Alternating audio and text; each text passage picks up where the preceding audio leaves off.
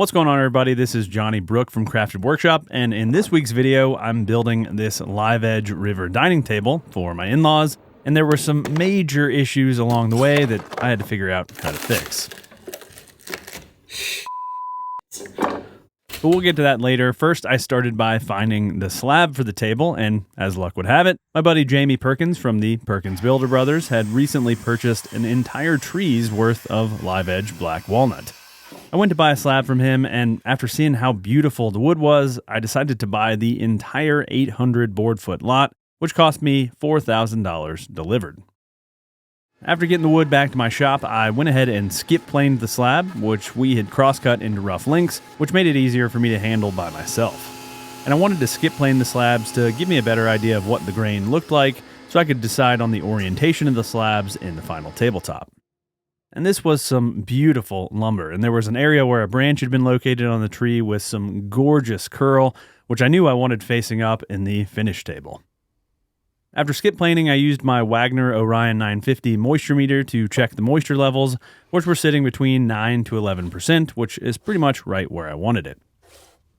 I let the slabs acclimate for another week or so after planing while I worked on other projects, and then I got started on the build by building a simple frame. And if you've watched other live edge table builds, you've probably seen this technique used, and it really is helpful when figuring out the final layout for your slabs.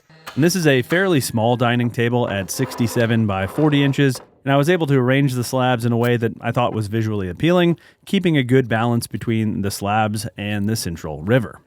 After figuring out the layout, I marked where I'd need to cut the slabs to fit in my form, and I used my favorite Pika Dry pencil with white lead, which is a lot easier to see on dark woods like walnut. Next, I got set up to cut the melamine for the forms by putting some foam panels on my assembly table, and one bonus feature of the skids I added to my assembly table in a previous video is that I can store these foam panels under my workbench now. This piece of melamine was left over from a previous project, and realistically, I probably should have bought a new piece since this one was pretty bowed, but I didn't want to send this one to the landfill quite yet without at least one more use, so I got to work trimming the panel to size with my track saw. As luck would have it, the panel was already the exact width I needed, so all I needed to do was trim the ends, and then I could get the sides of the form cut. I used the same melamine for the ends of the form, but didn't have long enough pieces for the sides, so I just used some scrap 1x4 material, which I ripped to width at the table saw and cut to length at the miter saw. Next, I could get the form assembled, and I started by clamping the bottom panel flat to my assembly table, which I know is flat, before pre-drilling and adding screws. And I like using pocket hole screws for these kinds of forms, since the wider washer head keeps the screws from pulling through the melamine. I repeated the process on the other end, adding screws every foot or so, and then I could get the sides added. Before doing that, though, I needed to make the 1x4s non-stick, so the epoxy wouldn't stick to them, and I did this by wrapping them in Tyvek tape. Once that was done, I attached the sides to the form in the same way, pre-drilling and adding plenty of screws to help prevent leaking. Next, I could cut the slab pieces to fit into the form, and I used my bigger, more powerful track saw for this. I needed to cross-cut and rip this first piece since there were some thinner sapwood areas on this edge that would have been visible in the finished table.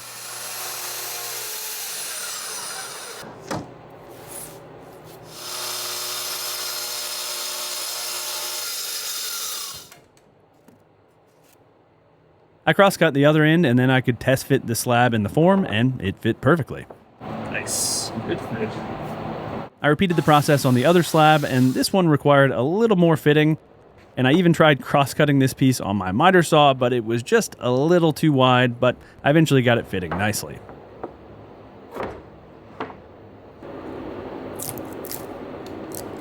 The next step was cleaning up the live edges, and thankfully most of the bark had already fallen off of this tree, so I didn't have a ton of work to do here. I used a chisel to pry off any large chunks, and then used my random orbit sander to clean up any other loose material, and the goal here was to give the epoxy a strong surface to bond with. Next, I cleaned up some of this bark inclusion on the surface of the slab, and there will be epoxy in this opening which will help to stabilize things, but this bark is much softer than the rest of the heartwood, so I wanted to make sure to remove any of the loose sections.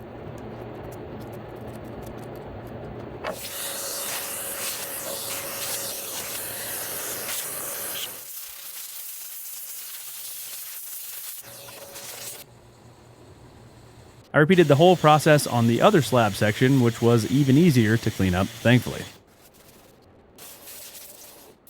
With that done, I got the form cleaned out, and then I got the inside edges caulked. And I used Lexel for this, which is my favorite caulk for waterproofing applications because it can be applied to wet surfaces and is immediately waterproof even before it cures.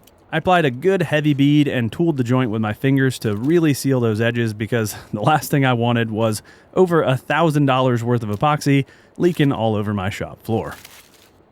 After caulking, I applied some mold release, and this is where I really should have done a better job, as you'll see later in this project. Once the mold release was added, I put the slabs in the form so they could be set into the caulk while it was still wet. Finally, I could clamp the slabs down with some of the most ridiculous clamps in my collection. And I actually ordered these without paying close enough attention to the size, and I don't think I've ever actually used them on a project, but they were absolutely perfect for this application since they were strong enough to pull the form flat to my assembly table and deep enough to clamp towards the center of the slabs. And I definitely debated on leaving those plywood clamping blocks since I'd be surfacing the whole top on my CNC anyway, but I decided to not be lazy and made some non-stick clamping blocks out of 2x material and Tyvek tape. And these should be reusable for future epoxy projects, which I'll definitely be doing plenty of, so go ahead and get subscribed if you don't want to miss those. With that, the form was ready for the epoxy pour, but before I started mixing epoxy, I needed to figure out just how much epoxy I needed. I started by taking measurements every 6 inches along the length of the river, and since the live edge was angled down, I made sure to factor that in by adding an inch or so to each of the measurements. Once that was done, I could add the numbers together and get the average width, but my camera decided to dive bomb me first. Come on, man. After resetting my camera, I got my average width, which was 14.5 inches, and then I multiplied that by the length, and then multiplied that by the depth, which was roughly 2 inches. Alexa, convert 1,972 cubic inches to liters.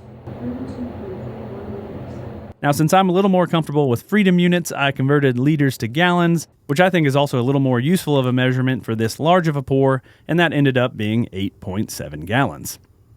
I also got my robotic shop vac cleaning up while I worked on this, and I'm planning to do a video about this thing in the future, comparing it against typical household RoboVacs, and let me know if you'd be interested in seeing that video by leaving a comment.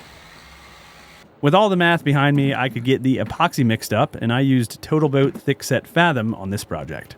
And I've had this 3-gallon kit kicking around my shop for a few years and decided to go ahead and use it on this project since I figured it had probably yellowed slightly during that time, and as I expected, it had. That didn't really matter for this project since this would be a solid black pour, so I got to mixing following the instructions provided by TotalBoat.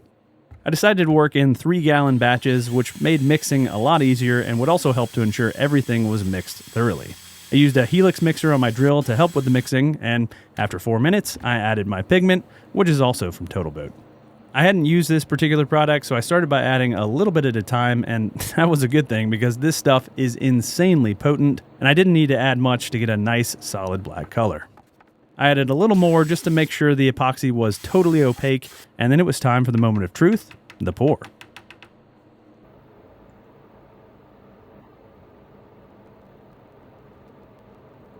Thankfully, this seemed to go smoothly with no initial leaks, and as soon as I finished the first pour, I started mixing up the second 3-gallon batch.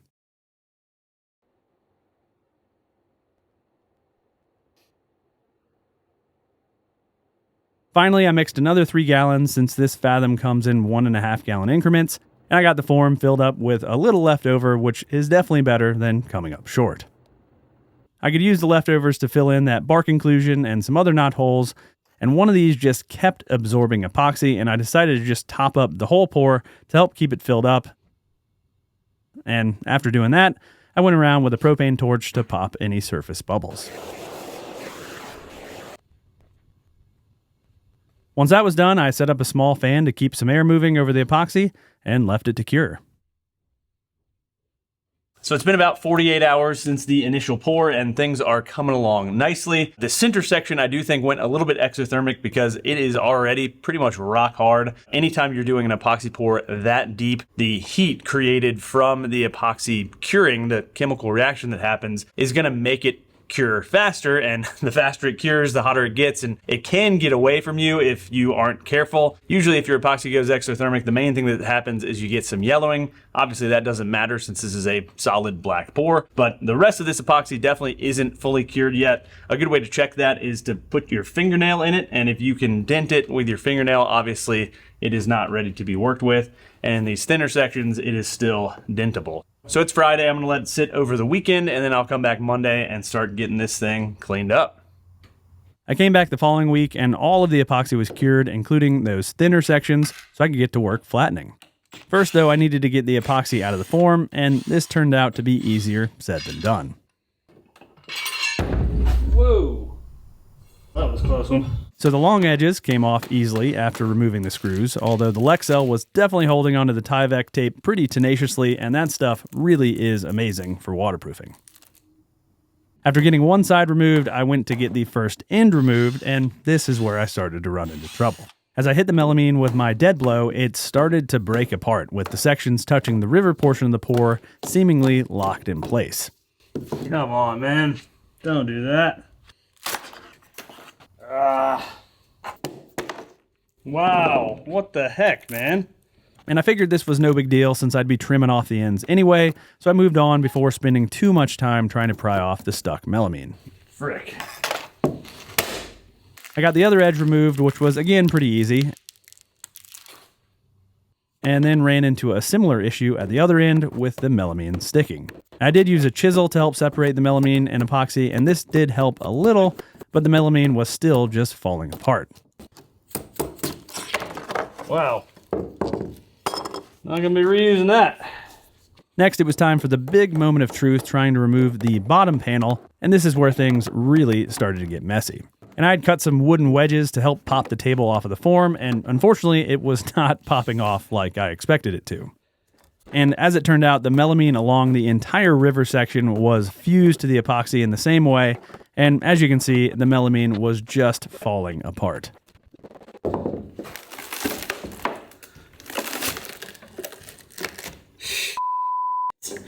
What in the world?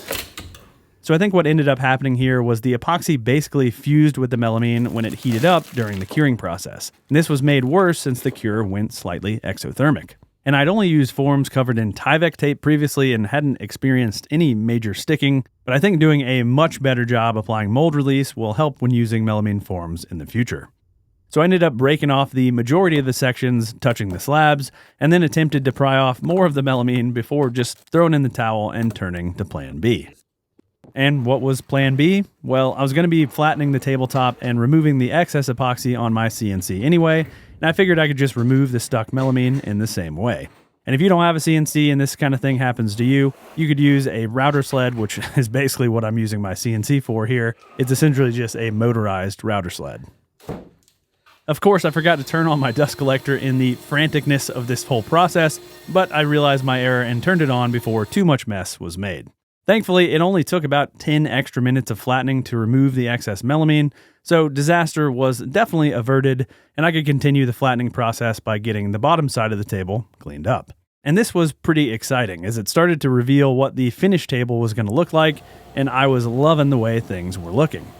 Once the bottom was cleaned up, I vacuumed up the excess dust, and I am definitely going to be adding a more powerful dust collector for my CNC in the near future, because this was way too much leftover mess. Next, I flipped the tabletop over and got it positioned for more surfacing. And in case you're wondering what that extra piece of plywood is doing there, it blocks the areas where the slab isn't covering the spoil board, and this allowed me to use my vacuum hold-down table to hold the top in place during flattening. I continued the flattening process, and of course I decided to try a different feed and speed rate for the final pass, and this led to a lot of chipping, unfortunately. And I slowed the speed down halfway through, which helped a ton, but rather than trying to chase this down with more passes, I figured a wide belt sander could probably handle it. And since I was planning to bring the table to my local millwork shop, Forest Millworks, I've just left it alone. Before leaving with the table, I decided to go ahead and trim off the edges since there was still some sticky Lexel on those edges, which I didn't want gumming up their sanding belts. I once again used my track saw for this, and you can also see where I threw some mineral spirits on to admire that curly section. With that done, I headed over to Forest Millworks here in Asheville, and they charge $120 an hour to run pieces like this through their wide belt sander, and this included their 2 employees running the machine and feeding the piece through. They went through the grits starting at 80 grit to remove that chip out, and then worked up to 220 grit, which left me with an incredibly smooth surface finish. And I think one of my biggest tips for people who complain about not having certain tools for their projects is to leverage local places to help with this kind of thing. And even a shop like mine doesn't have everything, and paying $120 saved me hours of work and definitely resulted in a better finished product. After sanding, I loaded up and brought the table back to my shop, and I couldn't help adding some more mineral spirits to see how the top was going to look with finish. And needless to say, I was really excited with how the top was looking. Gorgeous. The table legs I ordered had also arrived, and I actually ordered 2 different styles so I could see which one I liked better in person. And these legs are from Carolina Leg Co., and they're really high quality, especially considering the price. And I'd typically have welded up my own legs, but my metalworking room isn't set up yet. I flipped the slab over to check out the legs, and you'll notice that I didn't bother running the bottom through the wide belt sander since all it needed was a little sanding. I put one of each leg on the table and snapped a few photos for my in-laws, and they decided on the A-frame style leg, which I also really like. And I'll work on installing the legs later, but next I needed to finish all of the edge profiles and cleanup work. First, I wanted to add a heavy chamfer to the underside of the top, which will give it a lighter visual weight, and I used this Astra-coated 60-degree chamfer bit from Bits & Bits. Since this bit is so large, I couldn't use the standard dust collection shroud that comes with this router, and instead needed to install this larger table widener, as Festool calls it. And this also makes the router a little more stable when using these larger bits, and while it's, of course, ridiculously overpriced, I do think it's worth it if you use a lot of larger bits. And this bit is an absolute monster, and I love the way it makes the edges of a tabletop look, but it is pretty tough to push through the material sometimes, and I realistically probably need to bump up to a bigger router for this kind of bit, but I just made multiple light passes. I routed both long edges first, then came back to the ends, and this helps to prevent chip out at the corners. And the corners were really the only tricky part of this routing, and I needed to use a combination of conventional and climb cutting to get the corners perfect. As you can see, I basically maxed out the depth of the bit, which left a small ridge at the base of the chamfer, but that'll be easy to sand out. And I basically wanted half the thickness of the edge to be chamfered, so I had to max out the bit to achieve that.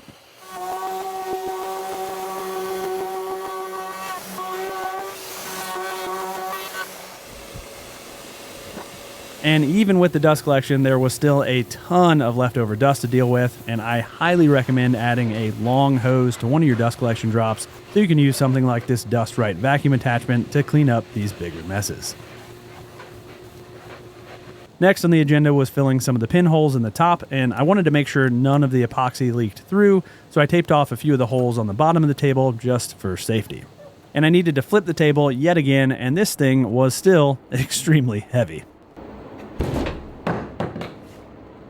After flipping, I blew off any dust and then mixed up some high-performance epoxy with the fast hardener to fill the holes. I used a combination of a popsicle stick and awl to get the epoxy into the holes, and I wanted to keep the cleanup work to a minimum, so I didn't go nuts adding the epoxy. After filling, I used a torch to pop any bubbles and then left the epoxy to cure overnight. Once the epoxy had cured, I used a block plane to remove the bulk of the excess epoxy, and then came back with a sander to finish the cleanup. And I went ahead and hit the entire top with 80 grit on my random orbit sander. And you might think this is counterintuitive after running the top through the wide belt sander, but the wide belt leaves scratches, especially in the epoxy, that need to be removed with a random orbit sander. Of course, there were still more pinholes to fill after sanding, and I used black CA glue to fill these since it's thinner, which allows it to fill those holes more readily, and I could use activator to get the CA glue ready for sanding almost instantly. And honestly, this is one of the most tedious parts of these kinds of epoxy tables because you usually have to chase these pinholes through multiple rounds of epoxy and CA glue filling.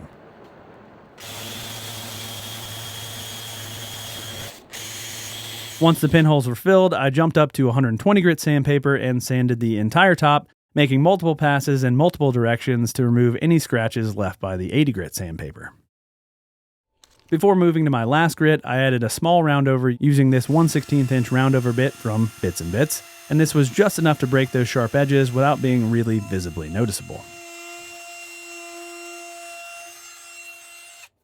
I also broke the corners with some hand sanding at this point to match the roundover. Before flipping the table over, I went ahead and raised the grain by spraying some water on the surface, and this will help to ensure the table is super smooth after the final sanding and finish. Next, I flipped the table and got it perched precariously to level out this spot where a knot had poked through on the chamfer. I mixed up yet another batch of epoxy, filled the knot, and left it to dry overnight before coming back for the final cleanup work.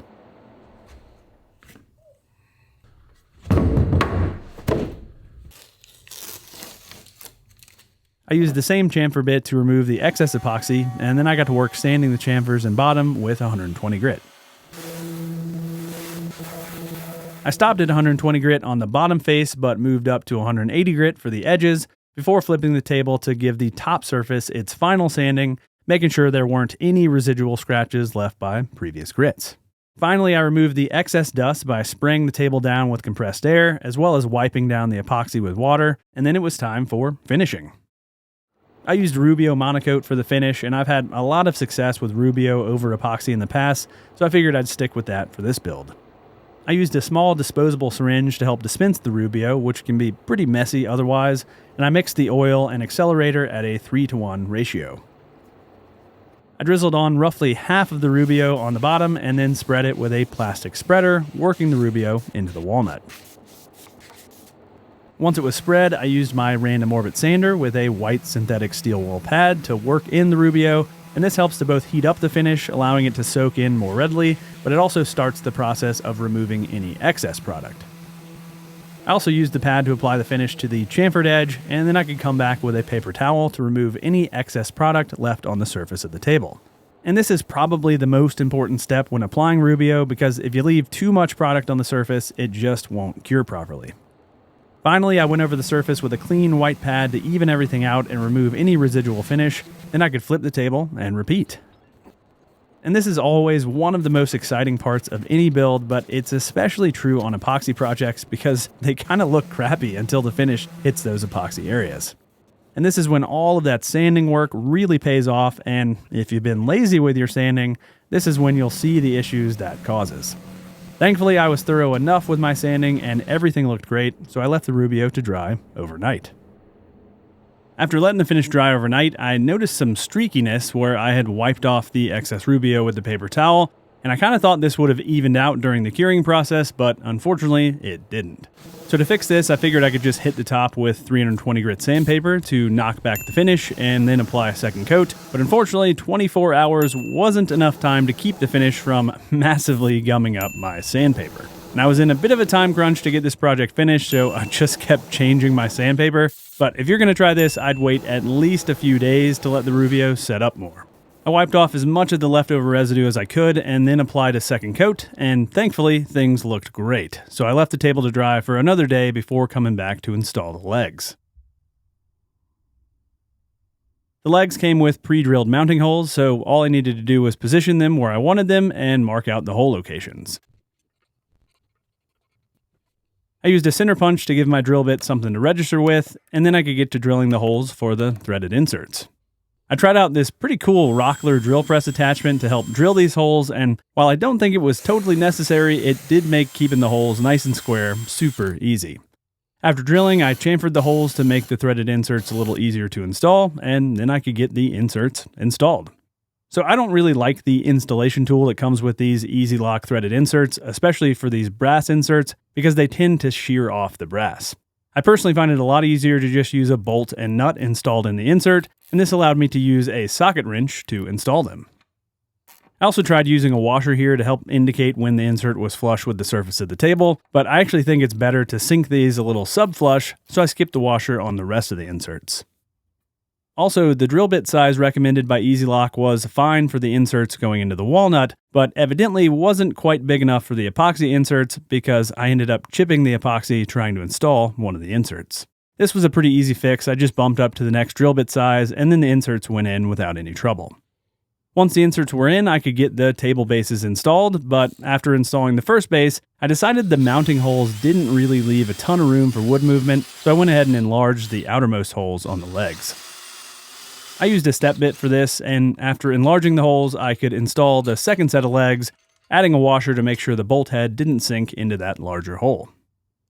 Finally, it was time to flip the table so I could get some finish shots of this thing, but that was easier said than done by myself. Eventually, I got it manhandled into the upright position, and then my brother happened to swing by so he could help me get it down from the assembly table.